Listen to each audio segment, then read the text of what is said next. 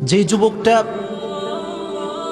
৩ থেকে ৪ বছর হয়ে গেল কোনোদিনও ফজরের নামাজে আল্লাহর দরবারে হাজিরা দিল না, কোনোদিনও তাহাজ্জুদের নামাজটা আদায় করলো না, কোনোদিনও ওযু করে আল্লাহর সামনে দাঁড়ালো না, ঘুম চলে আসছে, হুজুর ঘুমের জন্য উঠতে পারি না, সেই যুবক ব্রাজিলের খেলা দেখার জন্য রাত ৩টা ৪টা পর্যন্ত জেগে থাকে।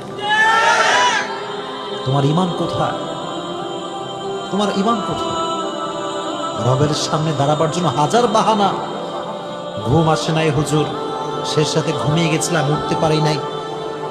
৩টা বছর রবকে হাজিরা দিলা না, কবে ফজরের নামাজ জামাতের সঙ্গে পড়েছো কোনো খবর নাই, কিন্তু তুমি আর্জেন্টিনা খেলা দেখার জন্য ৪টা পর্যন্ত অ্যালার্ম দিয়ে জেগে থাকো। তোমার কপালে জাহান্নাম ছাড়া কিছু জুটবে না।